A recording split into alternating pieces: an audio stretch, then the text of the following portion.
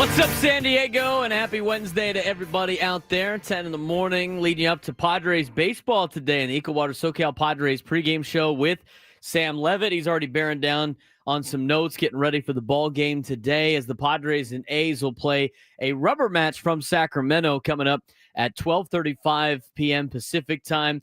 We will have the Ecowater SoCal Padres pregame show at 11:35 a.m. Right here on San Diego.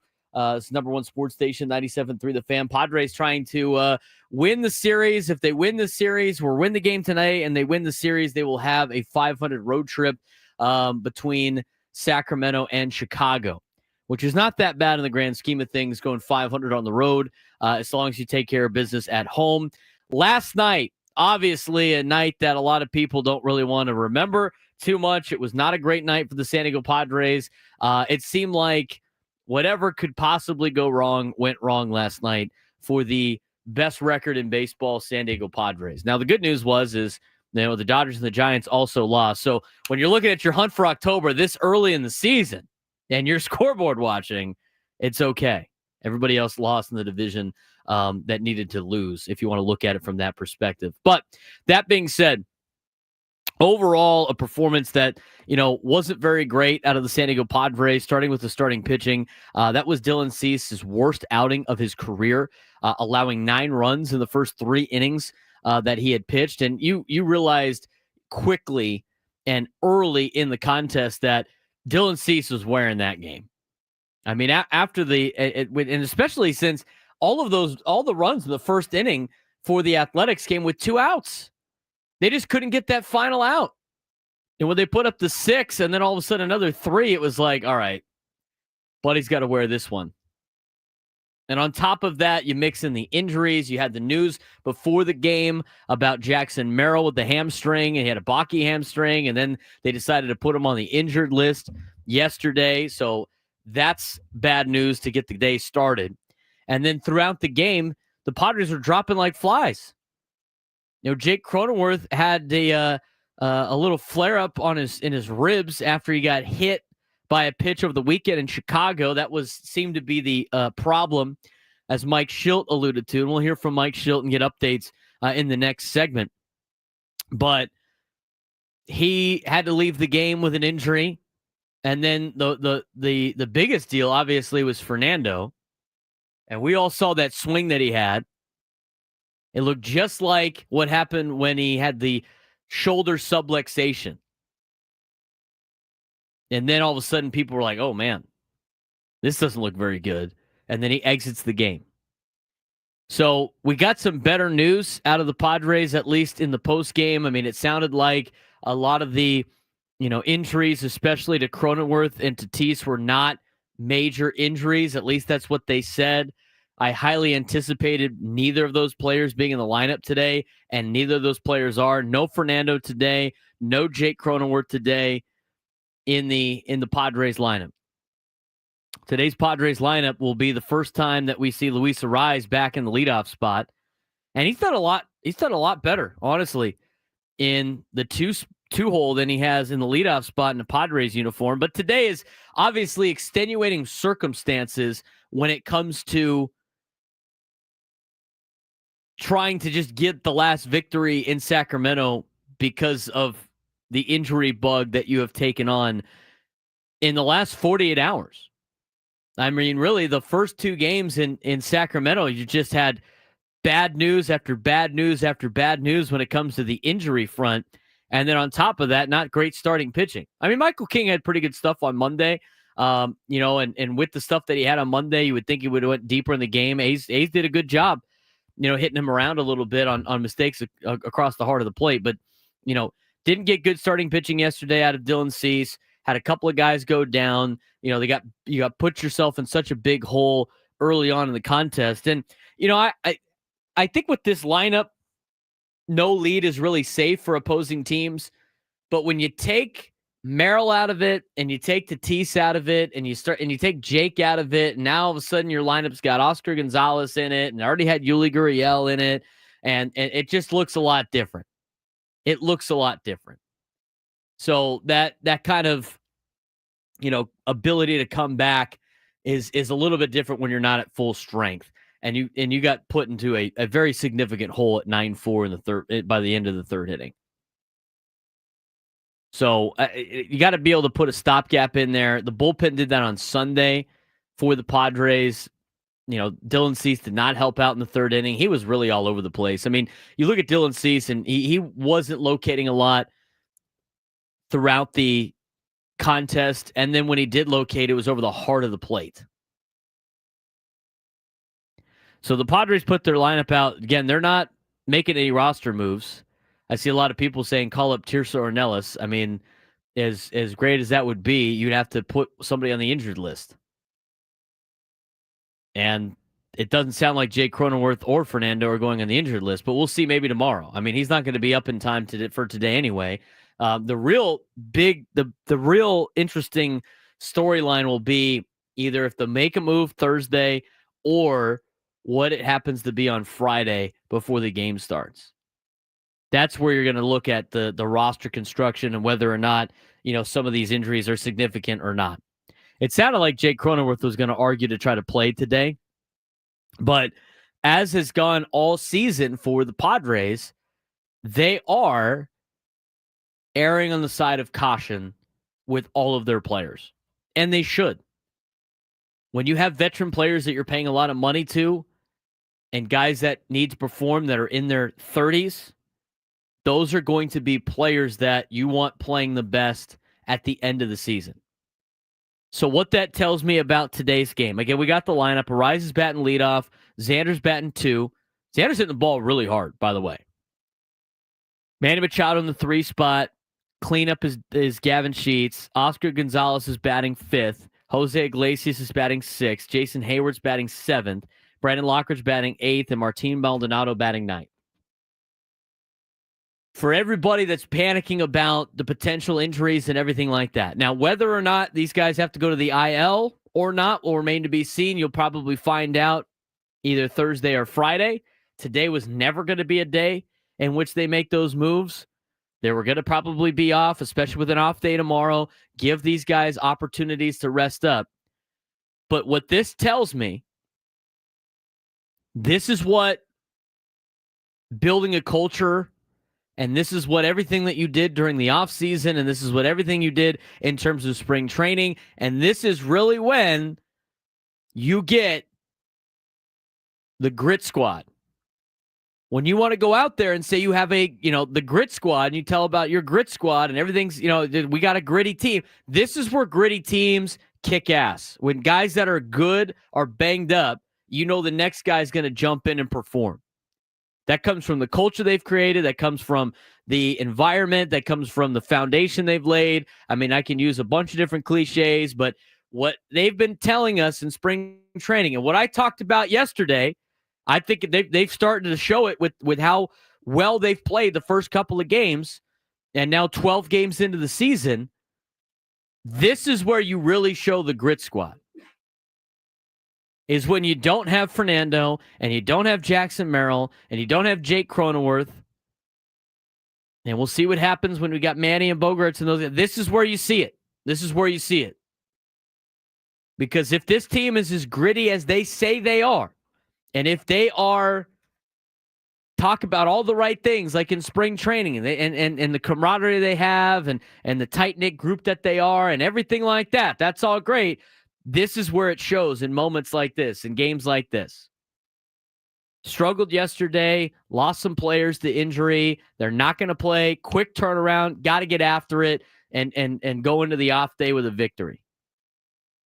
So that's where you see the grit. That's where you see the culture. That's where you put all of those sports cliches together and you show the signs of leadership is when guys go down and the next man's got to step up.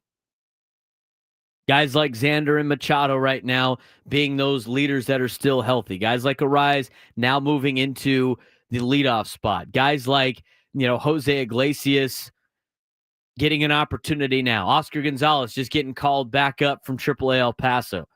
I mean, this is a great time as ever for Jason Hayward to go out there and have a good game. And we'll talk more about Hayward and Yuli Gurriel. I mean, good for Yuli last night. I thought last night was absolute you know, um, absolute dire for Yuli Gurriel. It was bedlam for him last night. They put him in the lineup. They put him defensively in the game. He's going against the left-hander that doesn't throw high velo. And if he wasn't going to get a hit last night, he was never going to get a hit. He still ended up going 1-for-5. He had the hustle play, though, to score in the first inning. You like to see the hustle play. He hit that ball hard off of Springs on that knock to the gap to get the game going, and his double, which is good. But then you saw again Yuli Gurriel after the fact. I mean, good for Yuli. I want him to be successful because it makes the Padres better. But right now, I mean, again, it wasn't that great of a performance out of him. You know, Hayward had to come in because of Fernando. He went 0 for 2 at the dish. He's hitting 125 right now. I mean, he's another player. Those two in particular need to step up, and today is a good opportunity for a guy like Jason Hayward to step up. We got a lot to talk about still with this Padres team. We're leading you up to the Ecowater SoCal Padres pregame show. Earlier Padres game today. It's a 12:35 start in Sacramento, which means Sam Levitt's on at 11:35. I think I'm going to get him in here a little bit in the 10 o'clock hour to talk some baseball about the state of the Padres at about 10:30. But when we come back, we got to get you updated on everything that came out of the clubhouse. Everything that Mike Schultz said, what we got from the players. Let's get you updated on where everybody stands in terms of injuries before we get you ready for more Padres baseball. That's coming up next on the Braden Surprenant Show on San Diego's #1 sports station, 97.3 The Fan.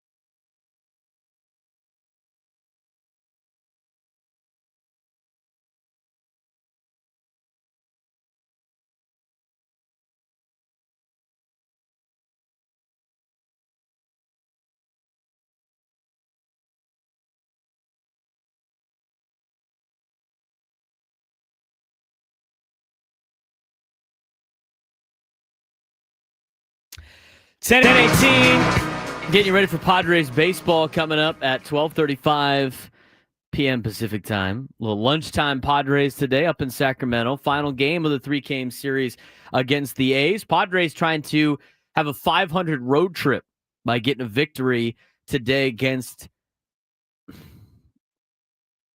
I like to set up the team with like the city name, right? And it's been driving me nuts the whole time that we have to don't call it Sacramento. Well, then don't move there and we won't call you Sacramento. The A's. It is so dumb. The A's. At least when other teams had to change their name and everything like that, you can still say their city name. The A's. How dumb is it, by the way? I'm going to go off a tangent because the A's are driving me nuts with how dumb this stuff is.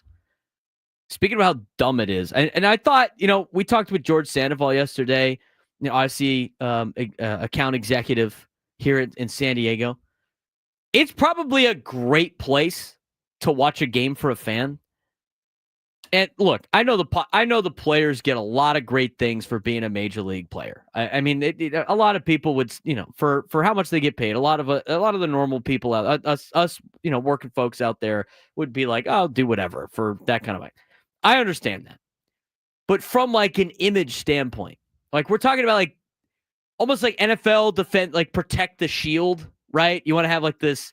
If you're going to be a major sports league, you want to be like a major player. Like, how dumb was it? And it's not a Padres thing. It's like for the A's. How dumb is it that Oscar Gonzalez, who shows up late to the game because they're trying to get him from El Paso last minute, right, for this roster move, which is a pain already, that since the clubhouses are in the outfield behind the fence, these guys like run onto the field like the clubby? It's so dumb. So dumb. I think Cronenworth got hurt, right? So he has to exit the game. It's not like he goes into the clubhouse down below. He'll walk out to the outfield like it's a spring training game. I mean, really? Are you kidding me? So dumb. Oscar Gonzalez goes to we're in any other city. San Diego, the Padres are in any other city. Major league city. Except for maybe down in Tampa. I don't know what that situation's like. I haven't watched a lot of Rays games at Steinbrenner Spring Training Complex. Any other city, he like pops his head up in the dugout, and Don and Mud are like, "Hey, look, Oscar's here. Hey, look, hey, he made it. Great." Not like running in from the outfield like he's a bullpen piece. Should have played Hell's Bells for him. Play a little intro for the relief pitcher. Zach, I was at the game the last two nights. It was a hoot. But definitely ready for my next game at Petco. Yeah, how minor league was it, Zach? I mean, it's just minor league. They're going to play there for multiple years. I don't know how the Players Association after this year is going to be like, okay with this. Hey, man, we got guys running in from the clubhouse. If they have to go to the bathroom, they have to run outside the fence. I mean, it looks like a college baseball game. Last night looked like a Tuesday night in college baseball. It looked like a Sac State game last night with the scoring and the antics and the guys coming in late. And it's just chaos. I can't believe they're going to continue to do this. 3 years. They're going to do this for 3 years. There's no way the Players Association is going to be cool with this. Hey, move your ass back to Sacramento or back to Oakland where you came from. That's assuming everything's on schedule in Vegas, which it's not. Just wait for that deal to fall through. Then where are they going to go? It's embarrassing. And I feel bad. I mean, the A's have a pretty solid team. I mean, they're not, the bold prediction at the beginning of the year is whether or not the A's were going to make the playoffs. I mean, they have a decent team. The team's it's not as terrible as they've been over the last couple of years. They went and got Severino. They've made a couple of moves. They spent some money. I mean, the team is not bad. Like, you feel bad for some of those players. I mean, they have to play all their home games there. After today, we don't have to worry about that place ever again. A lot of teams in the AL West have to go there multiple times. We're done. And then we don't have to go there until maybe 2027. If they're there for 3 years, then you got to see them one more time in 2027. We don't have to go there. But I guess we got to go to Tampa next year. Maybe, but they said that the Trop should be back. We'll see. But they got a bandbox out there. It's like a college baseball game. It's just, the lighting's off. It's crazy. I can't believe they're playing games there. Anyway, 833-288-0973, 833-288-0973. If you want to join in the show, give us a phone call. We really appreciate it. I do want to get some updates on the Padres players. And yesterday just felt like it just wasn't a good day. It just what from start to finish yesterday just was like low blow punch, gut punch, hit in the lower extremity. I mean, it just was not fun all day. And the day started with the whole yesterday was, or 2 days ago was, it's got a precautionary, it's got a Baki. It's got a Baki hamstring. I've never heard the term Baki hamstring, but he had a Baki hamstring. Error on side of caution. Yesterday, put on the IL. Jackson Merrill on the IL. Here's what Mike Schilt had to say about Jackson. Once you realize we weren't in that gray area anymore, the gray area being like day to day, try to figure it out, day off coming up. But the good news is at the moment, it doesn't appear to be anything overly serious. There wasn't a traumatic effect that caused it. It was some tightness that clearly is real, and he's working really diligently as you would expect to get treatment. We just felt like it was going to be every bit or close to the 10 days, right at that mark. And instead of playing, shorter and also trying to, not that we would force it, just go ahead and get it done and presents an opportunity for Gonzo. How much did it being this time of the season, play into making it obvious that this was the right game? With Jackson? Yeah, given how long there is still to go and how much. Yeah, I think we were ahead of it yesterday, and then like I said, still some things going on that making sure of. Relative time of the year, we're going to be a little more cautious this time of year. That's for sure. Music in the background is going to be going. It's fired up. I guess the pregame music's good in Sacramento. All right. Hamstrings, they're a nagging injury. They take a long time to heal. I don't think it's to the extent of a injury in which it something popped and then all of a sudden, they got some serious problems. I mean, you would have seen it in one of the games. I have, had some injuries with the hamstring that don't last as long, but could be, get re-injured. So I don't mind the precautionary tale. I don't think anything was severely done. If it's going to take about 10 minutes or 10 days, might as well put them on the injured list. Again, they're erring on the side of caution.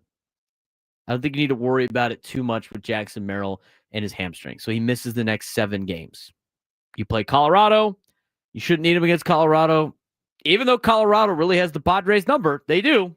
Got to say. We'll see about that over the weekend, but I think you can survive. And again, it's a big reason why it's so great to get off to a good start. You can make sure that guys aren't pushing it too hard early in the year. Not saying coasting, but making sure there's not anything that would push somebody into having a more significant injury. So you lose Jackson for the next 10 days. Next 7 games. It was a bad way to start the day. And then jump out to a 3-0 lead, which seems like a great thing. And then with 2 outs, the A's put up 6 runs and go up 6-3. And then as the game progresses, you just start losing players. You lost Jake Cronenworth. He hit one to second base and he immediately fell to the ground in pain within, it sounds like it's around his ribs. Rib injuries are extremely painful. If you have ever hurt your rib in any sort of way, that injury, that does not feel good, and that does not feel good for a very long time. Whether or not that is a injury for Jake, he sounded like he was feeling better and he wanted to fight to get back in the lineup. You can play with rib injuries. Sometimes you get micro tears when you get hit there. There's a lot of different things that you could do besides a cracked rib or whatever. I had the bruised rib for weeks. It hurt to breathe. He got drilled in the midsection over the weekend. That probably hurts way more. So he ends up leaving the game as he aggravated that yesterday. And then you saw Tatis with the swing, and it looked like he took his hand off the bat, right? It was the one-handed swing that we've seen him do in the past. It looked a lot of, and it was on a surgically repaired shoulder. I think it made everybody freak out. He then, swung at the next pitch and then worked a walk and then he ended up saying that he felt better and it wasn't that bad. But, with everything with his shoulder, you would have to be a little bit more cautious with Fernando. Neither of them are in the lineup, but we do have an update for you from Mike Schilt from last night, which we will get to when we come back. We will also be joined by Sam Levitt as the Braden Surprenant show continues on San Diego's #1 sports station, 97.3 The Fan.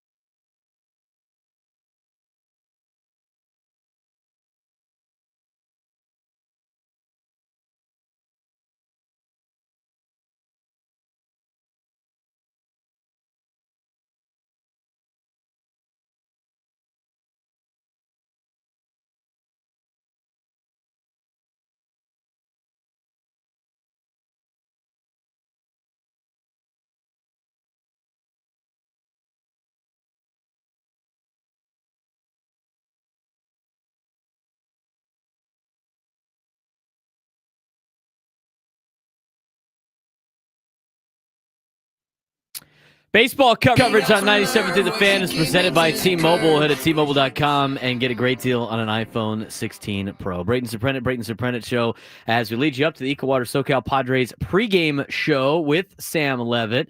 We'll get to Sam here in just a second. Talk a little Padres baseball with him to finish up the first hour. But we do want to give you the latest update that we have on Fernando Tatis Jr. and Jake Cronenworth. Here's Mike Shildt after the game last night, talking about the injuries of those two particular players. Mike, what can you tell us about Fernando Tatis? He's a really good player. He's one of the best players in our league, and I love having him on our club. But he did go out. Just a little discomfort on the slide at third. Checking out medically, everything seems to be intact and good shape and strength good, and he's not overly concerned. So we erred on the side of caution tonight, and we'll evaluate it. Where is that? His shoulder. He had winced an early swing. He had winced after taking an early swing. Do you know anything about that? Have it starting there? Or? I know that when he slid into third is when he experienced some discomfort. What's going on with Jake? Jake, some more cramping from 2 days ago from getting hit in the ribs. And it just, like I said, cramped up on him and just cramped and just like, we've all cramped.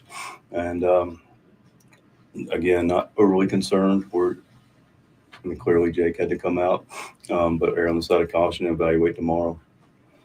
Would there be any timeline right now on Fernando, or is that kind of still up in the air in terms of figuring out? I think it's day to day. The slide, was that the slide in the first inning or in the third base? I'm trying to remember specifically. That was a slide later. Okay. Yeah. He, obviously, like you've say Winter Spine Solutions. Like, what is this? What does this kind of challenge present to you guys if either of these guys miss time, knowing that Jackson's on the IL already? It means that what I'm confident will happen. The guys will step up and perform. We got a good club. We got a lot of good parts to it. We got guys that are more than capable of showing tomorrow and, helping us win a Major League Baseball game. Given that Fernando has had surgery before, do you expect to maybe err on the side of caution with him? I think we'll definitely be on the side of caution with him and Jake, just making sure. And that's been the philosophy of the Padres early on this season. When do you? I've said it multiple times on the show. When do you need these players healthy? April or October? Somebody was like, "What about all the time?" Well, that's not possible. So you get to pick. I'd rather have him healthy in October than anything else. So err on the side of caution. We'll see. Again, today it was going to be a quick turnaround. They weren't going to make any roster moves. Getting somebody up to Sacramento from El Paso or wherever the Chihuahuas were playing late at night and early in the morning, they would never make it in time for the game. It's all hands on deck today. And that's what the lineup is if you look at it. Happy birthday to Luis Arraez batting leadoff. Bogarts, Machado, Sheets, Gonzalez, Iglesias, Hayward, Lockridge, Maldonado with Randy Vasquez on the hill. And we're going to get a full preview with the Ecowater SoCal Padres pregame show. But since he was already here, we get the pregame show with Sam Levitt talking Padres baseball. Sam, good morning to you. Like the hat. Little company man action there with the Odyssey hat. Thank you. Just want to represent the company at all times the best I can. But good morning, Braden. Good morning, Adam. Still early for me. Late night last night. Huh? Yes, it was. I don't know. Got out of here somewhere after the 10 p.m. hour. But good to be with you on this Wednesday morning. Let's talk about the Padres in terms of lack of depth is what the main concern was for a lot of national pundits when it comes to the Padres. You look at the lineup today, would show the lack of depth, but you got a lot of veterans in that order. And when I talked about in the opening segment, when it comes to guys being down, when you have that grit squad mentality, today's a big day, I think, to really see the Padres grit. Yeah, look, I think for today, it's going to sort of be what it is, right? I mean, you're going to assume you're without Fernando for the whole game today, without Jake for the whole game today, and you're going to have guys step up and step into different roles. I mean, Gavin Sheets batting in the number 4 spot, the cleanup spot today, DHing, probably not what you thought you were going to see when yesterday began. Oscar Gonzalez in right field, Iglesias at second, Lockridge in center. So you're right, Braden. I mean, look, good teams find ways, right? In the words of Mike Schilt, you got to be elite adjusters, right? Winners find solutions. So they're going to have to do that today. We'll see what the update is tomorrow and into Friday on Fernando and Jake. And if either of those guys will go on the IL, certainly I think with Jake, it doesn't sound like anything too serious. He got hit in the ribs on a kind of a gnarly hit by pitch a couple of days ago. So I'm not all that surprised that he's feeling effects of that. With Fernando, look, I'll be honest with you. It's a little concerning. It's the same shoulder that he had surgically repaired with the labrum back in September of 2022. And we know this is something that he's dealt with before, with this shoulder being an issue and being an issue on swings. So I think we'd be lying here if we sat here this morning and said it's just no concern at all. I'm not super thrilled that he's having some sort of issue with it again. And obviously the question now will be the severity of it. But back to your point, Braden, at least today, it's going to be about, guys stepping up, doing some good things. And you look at the very top of the lineup with Arise, Bogarts, and Machado. And one of the reasons the Padres are 9-3 is because their core guys have played really well so far. And those guys are going to have to continue to play well.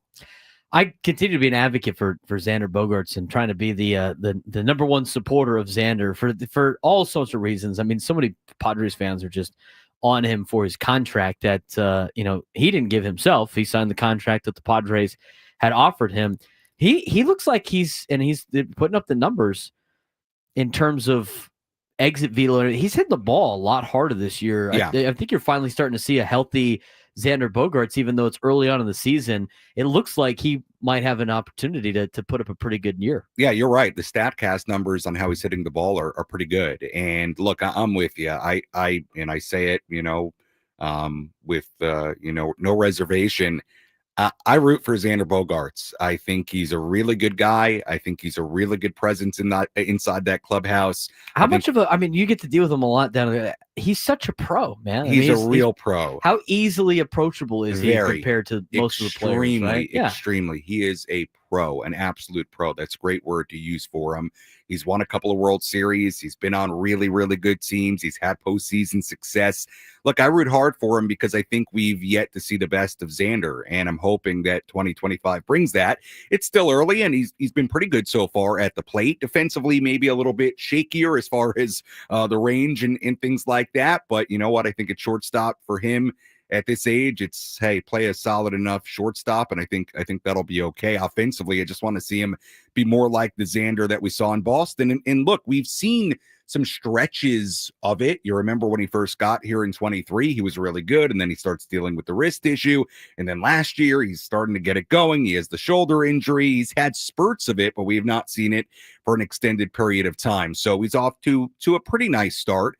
And I hope he's able to build on it and continue it, because I hope we've yet to see the best of Xander for an extended stretch as a Padre. And I do think from a clubhouse perspective, a personality perspective, I think he's a really, really good presence. And to me, at least with my relationship, with him, to me, he's a very easy guy to root for. So I'm hoping he puts together a really nice full year, a healthy year. People criticize his shortstop play. I mean, I think we got spoiled a little bit with guys like Fernando at the beginning of his career making elaborate plays that people just assume that that's what all shortstops make. I think the philosophy for a lot of teams is, if you make the elaborate play, that's great, but we need you to make the routine plays, and he makes, the routine plays at shortstop. Yeah, I mean, for the most part, yes, I'm with you. We also may have got a little bit spoiled by Ha-Seong Kim, who was such a good defender all over the place, and at shortstop certainly. So, look, I think Xander is good at shortstop. I think he's fine there right now on this team, and I'm fine with it. I know, and I've seen it on social media, probably like you have, with fans already clamoring for him to move back to second base and things like that. And I understand at times the range isn't what a Kim's was. Right. There are guys who would probably have a little bit better range there. I understand that, and that's a fair critique. I think for right now with this team, considering Xander, what you need from him, his comfort level at shortstop, I'm perfectly okay with him there right now. The other, kind of veteran players that, not necessarily off to great starts, that actually have way shorter of a leash And, Xander's going to be here for a long time. Mhm. And whether or not he plays shortstop his entire career remains to be seen. He probably won't. He'll probably end up moving somewhere else when Leo shows up. But when you look at some of the veteran guys that they brought in, they gave Hayward $1 million. Mhm. And then the Yuli Gurriel situation has always been a major question mark for a lot of fans. He got a hit last night, but how much, when you're a contending team, how much longer do you think some of these players are going to hang around with the Padres? Because when we have these conversations, it's always, well, how are you going to replace them? And the Padres have a lot of answers down in AAA of players that have been playing well in AAA. You saw them play in spring training really well. There was a lot of difficult decisions because of how great players were playing. So how do you see this process playing out for the Padres in terms of how long they might hang out with some of these guys? Well, a few things. You have a good example right now of somebody like an Oscar Gonzalez who's going to have a nice opportunity to come up here and prove himself. And if he hits, then he can force his way onto this roster and make the decision to have to send him back down to AAA when a Jackson Merrill comes back, let's say in a week and a half or so, to make it really, really difficult. So somebody like Gonzalez is going to have a big opportunity next handful of days to prove what he can do, because I would assume he's going to get in there quite a bit over the course of the next week and a half. To me, you look at guys like Hayward, guys like Gurriel, I think about two things. Number one, as long as this team continues to win at a pretty regular rate, I would assume status quo is more likely. I would also say this: there is a pretty good track record, I think, when you look at the Padres and these veteran type players, and maybe I'm thinking a little bit too much into the Nelson Cruz and Matt Carpenter seasons, right, where they stuck around probably a little bit longer than what you would have expected based on their performance, right? And Carpenter was a little bit different because he was on a much bigger contract, and then we had that whole weird situation with him where he was on the roster but like never would get into a game. Right. So that was a little bit different, but to me, and this is part of the reason why during spring training, I kept saying I wasn't going to be surprised if somebody like Gurriel specifically was on this team. They tend to ride with this front office, tends to ride with the veterans probably a little bit longer than what a fan would like or anticipate. So I think Rougned Odor is more of like a comp. It's another really good example. You were watching Rougned Odor that season just struggle. Then he hit the bomb against Washington, and it bought him an extra 3 weeks. Right. And I was fully anticipating that happening this week where Yuli hits a bomb in Sacramento, and I was like, oh, well, he's going to be on the team for the next 3 weeks. He had a nice hit yesterday, and he obviously looks like he still has a little bit, but I just don't know how much longer you can continue to do that when you got Connor Joe and Eggy Rosario and Oscar Gonzalez, who you had to bring up, that are right there in AAA. Eggy Rosario played center field yesterday or today for the Chihuahuas. I think it was yesterday. You think there's any significance to that? I would. I mean, it seems odd to me that all of a sudden Eggy, who's barely played left, now he's playing center. I would think so, Braden. I think it's a really good point. Does Eggy Rosario bring more for you into a left-handed pitching lineup than a guy like Brandon Lockridge, or they might just need extra now with the way the injuries are? Right. Well, if Fernando ends up going on the IL, then you're going to need more guys, obviously. Look, I like Eggy against left-handers. I think he's somebody that you can pencil in against lefties and find a spot for him in your lineup. Here's another thing, just even beyond the depth at AAA. I was thinking about this yesterday against left-handed pitchers. I mean, Jose Iglesias has barely played so far, and he's a really good offensive player, and he gives you a lot defensively as well. I mean, I would assume at some point you're probably going to want Iglesias to get more at-bats than what he's been getting, right? Especially if somebody like Gurriel continues to struggle. Now, would they take Iglesias and put him at DH when they're fully healthy? I don't know. But I would assume maybe it's a possibility because to me, he's a good offensive player. I mean, to me, I want more at-bats for somebody like Jose Iglesias than what he's currently getting. 100%. So we'll see. Look, it has not been great for Gurriel. It's also not been a zero offensively. Hasn't been great with Hayward, but I would lean more on Braden that they're going to ride this out quite a bit longer than I'm sure some fans would anticipate or want, even if those guys aren't super productive, because I think there's a bit of a track record with that and this front office. Talking with Sam Levitt here on the Braden Surprenant Show. He will be on at about 11:35 for the Ecowater SoCal Padres pregame show to get you all the news and notes leading up to first pitch for Padres baseball against the Athletics. That's been driving me nuts all week. I like dropping the city name. And I can't call them by the city name, and I cannot wait to get out of Sacramento. You're a guy that's broadcasting the minor leagues, and there's a love for the minor leagues and that little Americana that you get with minor league baseball. There's nothing really like it anywhere else in the world. But at the major league level, I mean, you're watching these games in Sacramento. Yeah. I'm sure it's great for the fans. Like, we had George Sandoval on yesterday, and he talked about how cool of an experience it was. I'm sure it's great for the fans. It just looks so Mickey Mouse to me when you got Oscar Gonzalez running in from the outfield because he just showed up, which is common in baseball. But I can't imagine, the Players Association being stoked about this for the next 3 years.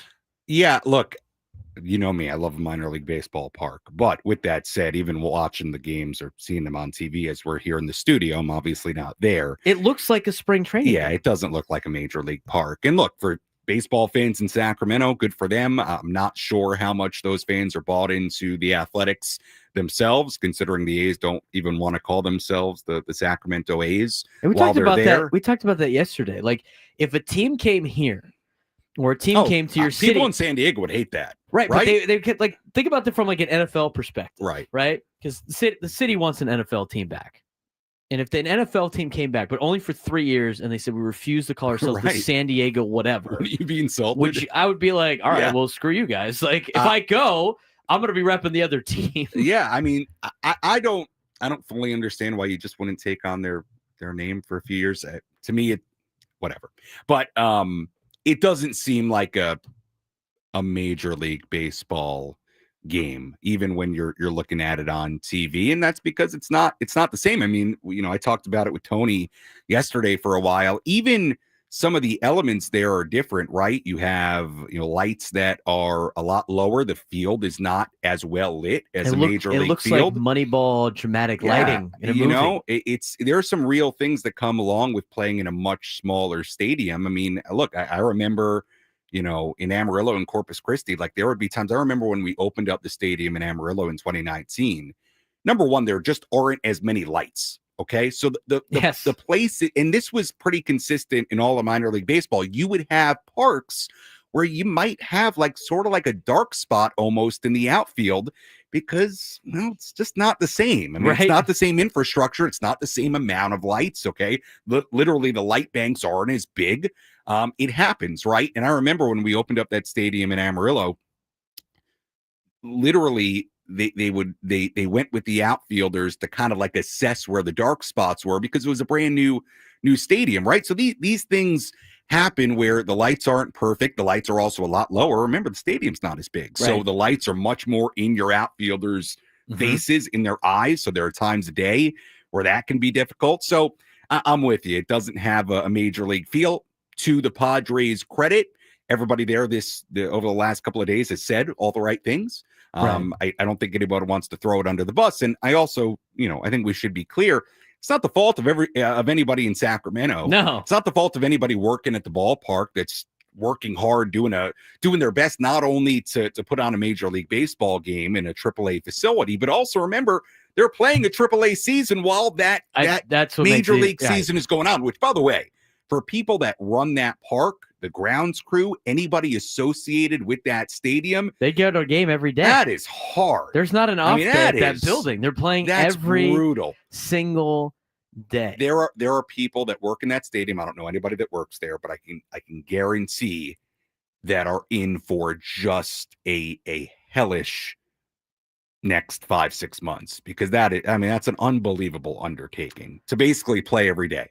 I got people in the chat saying, like, what, do I need fireworks and all these distractions to watch baseball? No, I'm not saying that. I said it's great for the fans. It's probably great for the fans. But watching it on TV, it doesn't look like big league ball. And, the players are not, super stoked about it. I just find it's interesting. I'd love to go up there and watch. Look, I think it'd be really cool to see Major League Baseball that close. Yeah. For visiting teams, the Padres spend a few days there and are going to get out. Right. If I'm an A's player, and again, I haven't talked to any of those guys about it, but I mean, not only are you there for 80 plus games this year, but you're looking at the next 3 years there. Yes. I mean, that's a lot of time to spend in a facility that is not really made for Major League Baseball. But Clubhouse I in the guess, look, you outfield's still got crazy. guys on big deals there, Severino, Rooker. I mean, guys that have signed up there. So, man, there are plenty of guys making plenty of money still. What do you want to see out of Vasquez today? I want more like the first outing where he went 6 scoreless. And look, the Padres starting pitching has not been great this last turn through the rotation. So that's in my keys to the game. I just wrote it down. Getting a better start today, because even though the bullpen's been great, Braden, they're covering a lot of innings. And that happened. A lot of innings. It's not a particularly, even though they've been great, a particularly sustainable way to No. We learned that. to operate. We learned they that. need some better starting pitching. We learned that in 2019 when the bullpen picked up pace for the Nick Margaviches of the world, and the Padres were off to a hot start, and it was like, well, you can't keep this up with how many times Craig Stammen is coming out of the bullpen right now, and they've been awesome. Fell apart. So today's the anniversary of the no-hitter in Padres history with Joe Musgrove. I saw that. Mrs. Musgrove posted that on her Instagram. And by the way, even though we focused on a lot of like kind of the negative here, Padres still began today best record in baseball. That's right. But just stay afloat, keep it going. Maybe the injuries won't be as bad as maybe they appear. Grit Squad gets a win today, a 500 road trip. You'll take that. 10-3. Seven games above 500. They're fine. That's Sam Levitt. I'm Braden Surprenant. I'll be back in the next hour. Sam will be back at 11:35 on the Eco Water SoCal Padres pregame show.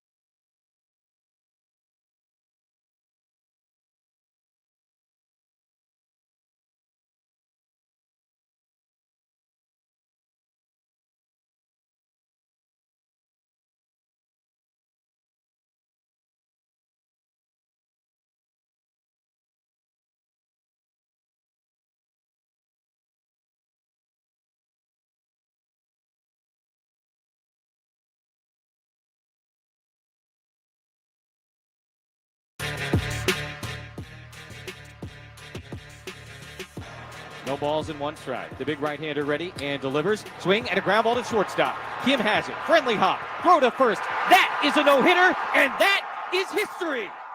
Joe Musgrove with the first no-hitter in Padre history. April 9th, 2021 at Globe Life Field in Arlington, Texas. The kid comes home, and he gets it done. Joe Musgrove, anniversary of his no-hitter today, on April 9th. That was when still really couldn't go to the ballpark in certain places, and that was what, 2021. We had spring football. That was like a Friday night, and we had doing the spring football season. We had a high school football game that night. But what a great moment for him. This is the anniversary of that. So maybe Vasquez goes out there and repeats history today, huh? Any takers? No? Oh, all right, fine. We have some interesting news and notes throughout Major League Baseball today, and we're going to get to a lot of different things. I'm Braden Surprenant. This is the Braden Surprenant Show. We're going up to about 11:30 today, so only a couple more segments left. Happy birthday to Katie's kid in the chat. Happy birthday to them. And also, happy birthday to Luis Ariz. It's Ariz's birthday today. So the birthday boy will step into the batter's box today for the first batter of Padres and A's. And it will be the lineup of Luis Ariz, followed by Xander Bogaerts, and then Manny Machado. If I can pull up the lineup real quick. I had it for a second. Ariz, Bogaerts, Machado, Sheets, Gonzalez, Iglesias, Hayward, Lockridge, Maldonado, and your starting pitcher is Vasquez. Happy 16th birthday to Katie's son. Anyway, how about St. Louis and Pittsburgh today? There's a couple things I want to mention about this, and then we'll get more into the Padres. The St. Louis Cardinals and the Pittsburgh Pirates are in the top half of the seventh inning. It's a scoreless game, and Eric Fetty has gone 6 innings. He has allowed 4 leadoff batters on base via a walk, and he has also allowed another leadoff batter on via an error. He has allowed 5 runners to reach base today. He has not allowed a hit. He has not allowed a run, and he has 4 walks, 2 strikeouts. Eric Fetty has a no-hitter through 6, and he's allowed 5 of the 6 leadoff hitters he has faced to reach base safely. 4 walks, all to leadoff guys, and Arenado had a fielding error that led a player to reach. Yeah, exactly. Golden Glove third baseman. Eliminating the perfect game. It doesn't really matter. They had 4 walks, too. Mitch Keller on the other side for the Pirates, 6 2/3, no runs, 3 hits, no walks, 4 strikeouts. I wonder how many people are watching this game live in attendance. If Eric Fetty throws a no-hitter and nobody's there, does it make a sound? You said the same thing about Paul Skeens yesterday. Took Fetty out. I could see that. I mean, pitched well. I mean, at this point, what are you really going for a no-hitter for? I mean, the guy's put runners on. It's not like he's been dominant. Yesterday, the Pirates and the Cardinals played, and Paul Skeens was on the hill. You would think that would drive some attendance to the ball field in Pittsburgh, to PNC Park. They got the most beautiful stadium in all of baseball, they say all the time, at PNC Park. Paul Skeens, he pitched in front of 82,000 people yesterday, was the announced attendance. 8,200, sorry, yeah, 82,000. That's insane. 8,200 people yesterday. 82,000 would be a record. No stadium's that big in Major League Baseball. 8291 was the announced attendance yesterday. 38 degrees, partly cloudy. 13-mile-an-hour winds. I mean, so it was cold, but it's Paul Skeens on a Tuesday night against the Cardinals. I mean, you couldn't get more than 8,200 fans at the game? I mean, that's insane. There's probably more fans there today. It looks like a little bit warmer for the Cardinals and Pirates game. They're showing the highlights now. I mean, Arenado looks freezing at third base. I give them that. It is cold, but they're from Pittsburgh. Like, would I go? No, I'm from San Diego. I don't like cold weather. They live there. They understand what the weather's like. I mean, I feel like 38 degrees and sunny is not a big deal for people that live in Pittsburgh. I mean, how many people do you know? I'm asking San Diegans out there. How many people do you know that come from cold weather places that always want to brag about how much, oh, well, this is nice. I love this cold weather. How many of those people you know? A lot. I know a lot. I know people that are from San Diego that go to college somewhere else where it's cold, and they come back going like, oh yeah, well, I lived in Pullman, so it's this is nothing, 45-degree weather is nothing. Pirates just announced that everyone with an MLB account in attendance tonight gets 2 free tickets to a future home game. Big news for the very, very few braving the cold last night. Hilarious. 8,200 fans, Abe. Misspoke at the beginning. 8,200 fans at the game yesterday. Well, it was cold. Yeah, if it's 38 degrees outside in San Diego, I could see 8,200 people only showing up to Petco Park. But even then, I think a lot of people would show up. But when I have to listen to all these people from back east and all these people in the Midwest that talk about how much they love the cold and how much they can embrace the cold. Oh, yeah, well, that's just nothing. You guys are soft out there in San Diego. Can't handle a little cold. 8,200 to watch Paul Skeens pitch. Who can't handle the cold now, Pittsburgh? I thought you guys were tough. You guys always brag about how tough you are in Pittsburgh. 8,200 fans to watch Paul Skeens? What a joke. That's embarrassing. There's no way that guy stays in Pittsburgh. There's no way. I mean, absolutely no way that guy stays in Pittsburgh.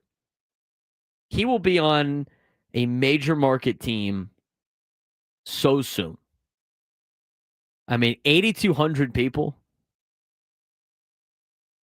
I love San Diego because of the weather. It's great. I mean, I do not want to go to any cold places. When I was in Texas and it was like 20 degrees or less, not fun. I got used to some of the weather, had to play, had to go deal with, working in cold weather for sporting events. You deal with it. But the people from these places all the time brag about how much, the cold weather. We love the cold weather. This is nothing. This is 38. It's balmy. A nice day in the spring in Pittsburgh. Apparently not. Apparently not to watch Paul Skeens. I don't know how they keep him. I mean, they can't even get people to go to these games. Crazy to me. 833-288-0973. 833-288-0973. We do want to get to Mike and Ramona. Mike was actually at one of the Padre games this week in Sacramento. Kind of give us the insight on the experience. And again, people were giving me crap in the chat about me dogging. It's embarrassing to Major League Baseball they're playing in a minor league stadium. It's an embarrassing thing. It's probably great to watch as a fan. I mean, if you had the Padres play anybody in Major League Baseball at one of the local college stadiums and you're up that close, you'd be like, this is the greatest thing ever. But from the perspective of the metrics and embarrassing the brand and the product and the players having to go to the clubhouse outside the field, it's embarrassing. But I'm sure it was great for the fans. Let's get out to Mike and Ramona. Mike, you're on the Braden Surprenant Show. What's going on, man? Hey, Braden. Good. Yeah, we went Monday because I live in Ramona, a.k.a. Sergeant Major Boom. But, yeah, I was born and raised in Sacramento, so I had to be there for the first game ever for the Padres. And so did you drive up there or did you fly up there? No, bro. I flew up there, rented a car. Nice. My mom lives by Sac State, which is a 20-minute drive from Sutter Park. But I got they got these parking lots, different colors, right? So I go online. The black lot was the most, $40. I went to the gold lot for $35. Well, you pull in, there's no signs directing you to where these magical colored lots are, okay? So, and you ask the security guards, and they're like mall cops. None of them knew, I don't know. And so we drove around for 20 minutes, finally found the gold lot, parked there, and it was great. It was like 2 rows from the stadium. Something that was real irritating, like the first 3 innings, the scoreboard, like when we were up, let's say like Jake's up, the middle of the scoreboard, it's got a picture of Jake. To the right third is all about Severino. To the left third it's the A's lineup. Now I could see if the A's were up, 1 through 9. Right. But when the Padres were up, the A's lineup remained up instead of the Padres. So after about the third inning, they finally figured that out. The security, it was weird. You go through a metal detector, but you don't take your keys or wallet or phone or anything out. So those are like nil. But what was kind of weird is there are all these Sacramento Police Department officers there with guns, with their Glocks. Never seen that at a ball game before, armed security officers. And then the other security officers were the rent-a-cop type. But on the plus, it was like Field of Dreams. I mean, I'm sitting on the right field line between first and Tatis. And like when Jake threw the ball away on that could have been double play ball, it was like we were right behind Jake, or Arise would take a catch at first. I mean, you're right there. It's like Field of Dreams. There's not a bad seat in the house. Basically, it's one deck, except for the suites. So I'd recommend it to anybody if you're in that area to go to a game, regardless of who's playing there. It was a very unique, beautiful experience. But man, it's going to be hot in the summer there, July and August. How much for the tickets? Well, that's something else. Like Ticketmaster, I was 2 rows from the right field line, like I said, between Arise and Tatis. And I got them on SeatGeek for $110 a ticket. Okay. And Ticketmaster was like $180. So you got to surf because the season ticket holders, they might sell them on SeatGeek and not Ticketmaster. You know what I'm saying? Right. Yeah. The berm looked kind of cool too, like the grass area. I mean, that's very spring training-esque. There's something else. The grass area, those seats are like $50, and they're some of the best seats in the house. And like whenever Fernando, after he warmed up, would throw a ball, it would always be in the grass area because there was like that screen all the way to the right field foul line. So Fernando would throw the balls continually to the grass area. No, that's super cool. Well, what was the last thing I want to ask you, since you have experience, being from Sacramento, with your trip up there, how did you think the vibe of Sacramento was in terms of supporting the Athletics? Do you think there's some animosity, the fact that they don't want to use Sacramento as their name? Like when you were up there, did you know, if you didn't know the A's were playing there, walking around Sacramento or being in the area, would you know that the A's played there? That's a good question, Braden, and you would, because we went down to Old Sac for lunch way before the game. Right, which I heard I heard that's a kind of a cool place to hang out up there in Sacramento, Old Sac.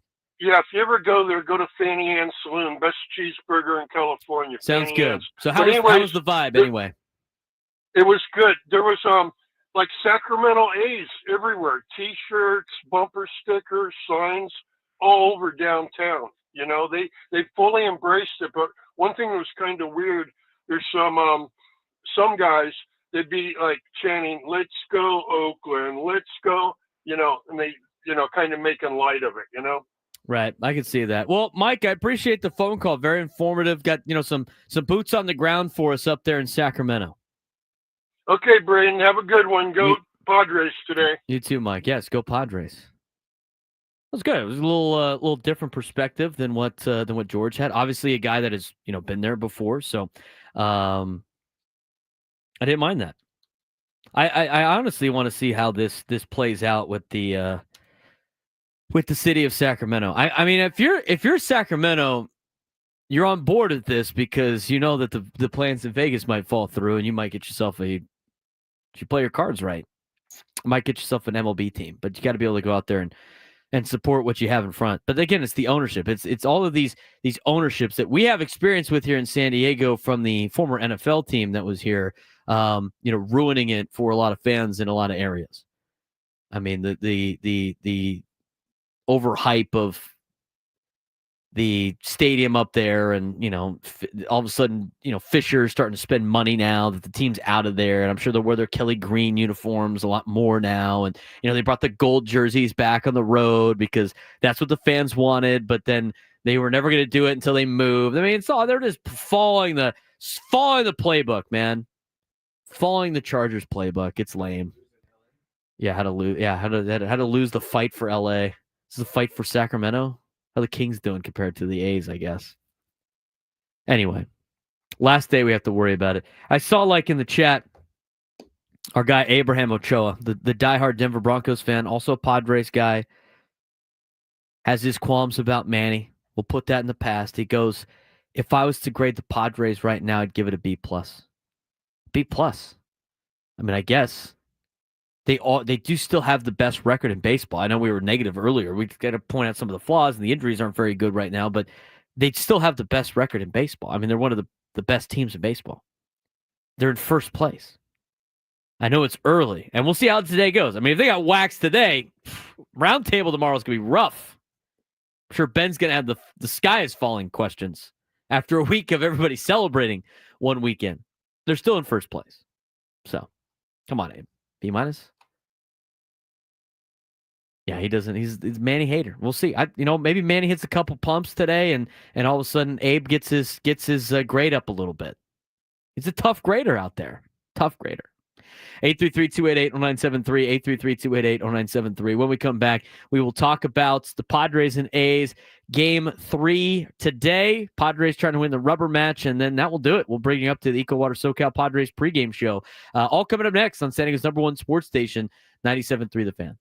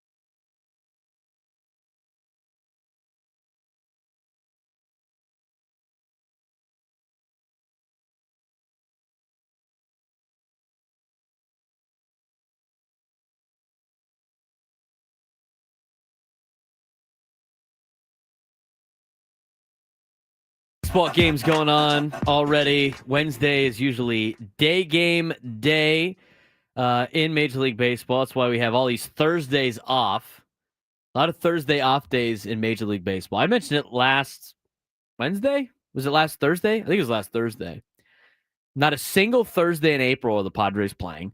They're not playing in any day in May and on Thursday except for one. I was going off my list and Adam covered my screen. In June, I think they got like 2 Thursdays. I think the most Thursdays they play in are like July or August. 8 total Thursday games the rest of the year before the postseason. And then when the postseason schedule comes out, it's not a lot of Thursdays than that either. 8 Thursday games. Hopefully you didn't buy the Thursday-only season ticket package. You'd have been host. I don't think the Padres don't do that. They usually rope it in with something else. But yeah, only 8 Thursday games the rest of the year, which means we've already played one, right? And it was the opening day. So only 9 Thursdays are the Padres playing this season. You better find something to do tomorrow on a Thursday. And especially, it's a lot more difficult after the Padres win because you're just like, all right, now what do I do? I'm excited for the next game. If the Padres lose, maybe you need a Thursday off to kind of recuperate a little bit. But you got to find something to do. What you can do is at 10 in the morning tomorrow, you can tune into the Padres Roundtable, presented by Roundtable Pizza. Ben comes up with the greatest topics for that all the time. I'm always amazed, actually, at the questions that he comes up with. I mean, a lot of them are very clever. He puts a lot of time in that. For as much as like us as a staff like to bitch to Adam about the roundtable because we just like to give him a hard time, we all enjoy doing it. It's a great time. It's a fun time. So now you're jumping on this? No, I enjoy doing it. I think it's fun. I think anytime we could do crossovers with the other shows and you hear the voices from other shows on other shows, I think it's great.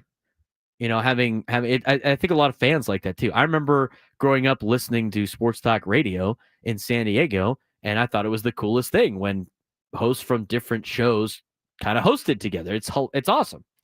It's like when you're a kid and you're watching you're watching a cartoon, and maybe for our audience it's more of a Hanna-Barbera cartoons where you had the classic ones. But when you watched your favorite cartoon and then all of a sudden it started interacting with the other Hanna-Barbera cartoons, and you're like, oh my God, this is like a crossover show. Or for the younger audience or the people around my age, like Jimmy Neutron and like the Fairly Odd Parents clash, that was like must-watch TV. It's the same thing to be said about our radio shows when we combine them. J-Mag, make me feel old talking about this. What was your favorite cartoon then? Yeah, Avengers. Exactly, Ray.